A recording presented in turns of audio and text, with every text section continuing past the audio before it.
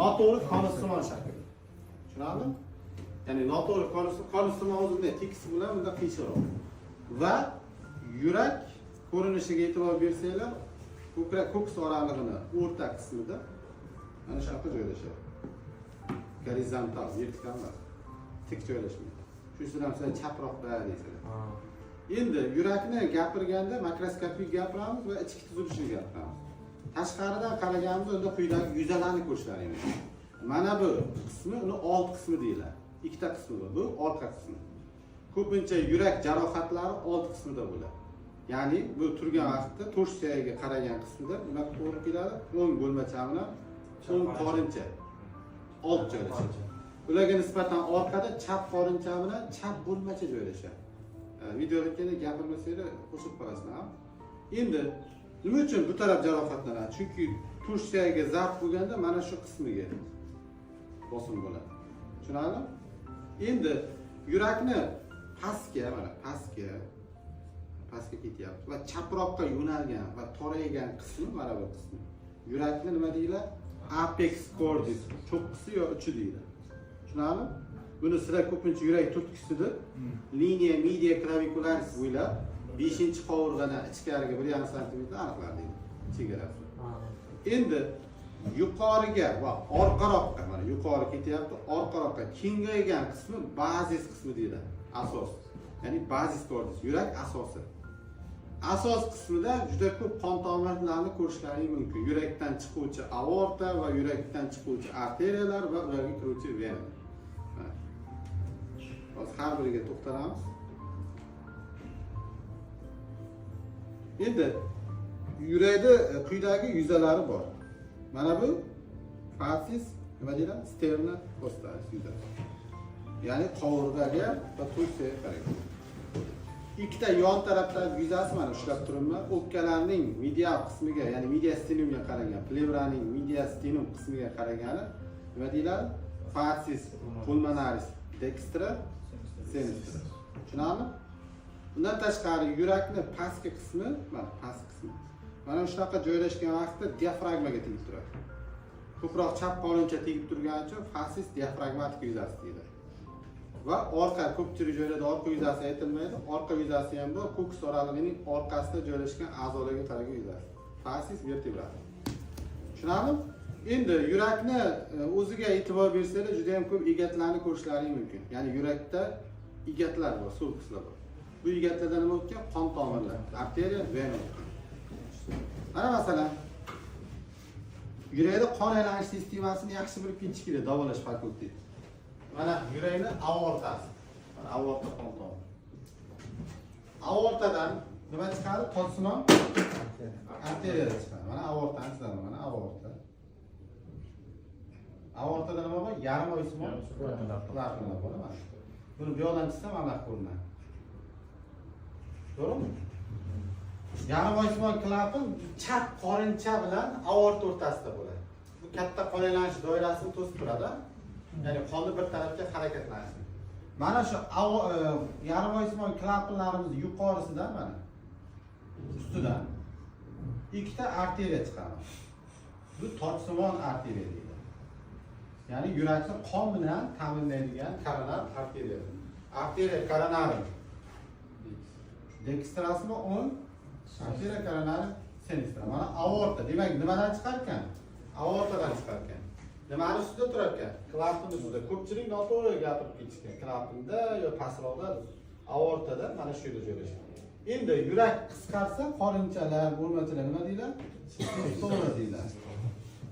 Bo'shashsa nima deyiladi? Diastola deyiladi. Endi savol tug'iladi. Yurak o'zidan o'tgan qonni bir tomchisiga xiyonat qiladimi, yo o'ziga olib qoladimi? Yo'q, chunki unadan oladi, kanalga to'slanadi. Yo'q. O'shandan olish uchun o'zidan o'tgan qonni oladimi? Yo'q. Qaytgan qonni oladi. Qaytgan qonni oladi. Diastola. Demak, mana chap qorincha qisqardi. Chap qorincha qisqardi. Diastolda qaytgan qonni oladi. O'sha. Mana yarim oysimon klapan ko'rdinglarmi? Mana. Endi mana bu ichki ko'rinish.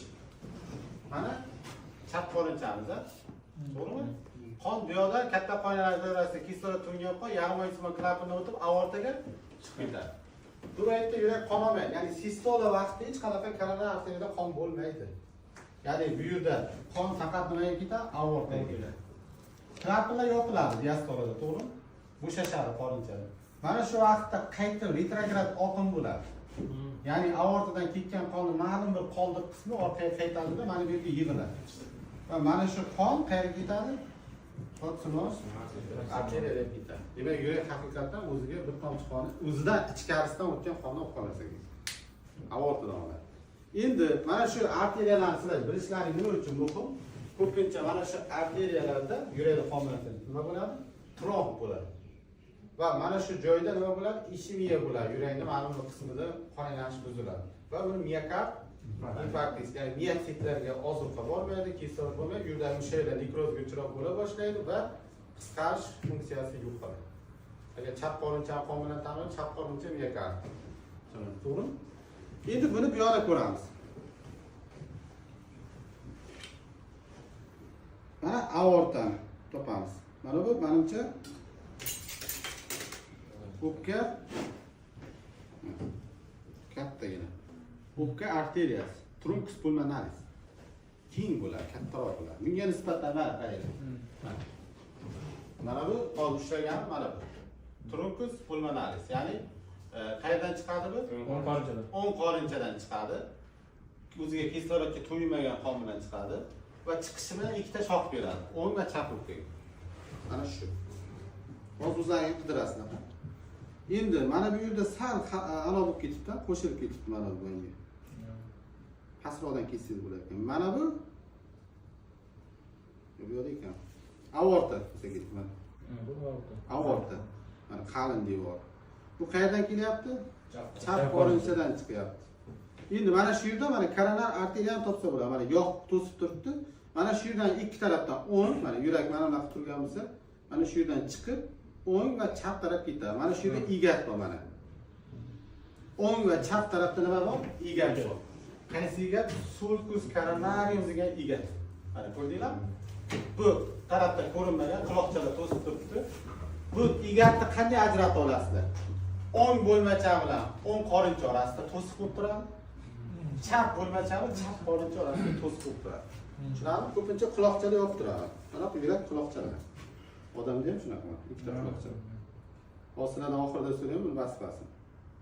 Mana bu ko'rib turgan yonda. Yuqori kavak vena kava superior. Tushunarli? Endi mana bu qaysi egat? Mana oldinga mana bunaqasiga ketgan egat. Ko'pincha bu to'g'ri ketish kerak. Ya'ni qorinchalar bilan ikkita qorinchalar orasidagi egat. Nima deyiladi? Sulcus interventricularis. Bu oldimi? Anterior. Bu yerda nima tarmog'ini beradi? Chap koronar arteriyani oldingi tarmog'i shu yerdan o'tgan. Va vena magnas o'tgan. Vena. Tushunarli? Endi o'ng koronar arteriya keladi mana bunaqasiga, egat bo'ylab, boya sulcus coronarium bo'ylab keladi. Mana bu yerda bitta tarmoq bo'lgan, mana bu yerda egat o'tish kerak. Mana shu yerdan kichkina ko'rinmaydi. Mana shu yerdan nima qaysi tarmoqni beradi? Ramus, Margo, Dextra. Mana bu yerdan keladida orqaga o'tadi, yurak orqa qismiga, orqa yuzasiga va mana bu yerda yana bitta egat bor. Ikkita qorinchalarni orasida sulcus interventricularis posterior. Bu yerdan arteria coronarium dextraning qaysi tarmog'i? Arteria interventricularis posterior tarmog'i o'tgan. Tushunarli? Va mana bu yerda sinistrani circumflexion tarmog'i o'tgan, aylanib. Qisqasi bilan hammasini ko'rasizlar. Endi yurakni frontal kesamiz. To'xtatib turing, kimdir kessin. O'ng chap bo'lmacha. Mana chap qorincha katta bo'lib turibdi. Mana katta bo'lib turibdi. Ichida trabekulalar bor. Mana bo'ladi. Va mana buni qalinligidan bilsanglar bular. Chap qorinchaning devori qalinroq bo'ladi. Mana deysiz, to'g'ri 8-10 mm gacha bo'ladi. Bundachi o'ng bo'lmachada mana farqini ko'ryapsizmi? 4-5 mm gacha, uzoq 7 gacha. Chunki bu katta qon aylanishiga bosim bilan qon haydaydi. chap qorincha. Bu esa kichik qorinni Kichik qonni. Endi haqiqatdan mana ularni tekshiramiz. Mana aorta bo'ldi-ku. Buni aortasi bifurkatsiya qilyapti. Mana. Yaxshilab e'tibor bersanglar, chap qorinchaga kirib oldim. Bu yerda qaysi klapan bor mana? Yarim oy klapan bor. Endi ushlasanglar qo'llarini qattiq anaga o'xshaydi, tog'aga o'xshaydi. Endi mana bu yerda hozir kesilib ketdi. Chap bo'lmacha bilan chap qorincha orasida ham mana klapan bor, mana kesilib ketdi. Mana. Qaysi klapan? Mitral klapan. Bikuspiral klapan, ikki tabaqali. Endi mana bu o'ng bo'lmacha. Mana bu o'ng qorincha, kichikroq bo'ladi. Bo'lmachalar kichkina bo'ladi. Mana orasidagi klapan. Hammasini ochib, ushlab ko'ringlar. Bu 3 tabaqali klap. Mana bu yerda boyagi o'pka venasi, mana bu yerda O'pka arteriya. o'pka arteriya. Mana. Bu yerdan chiqib keldi. Yopib qo'ying. Juda zo'r kesganmizda. Yo'q, Bo'lajak kirurgiz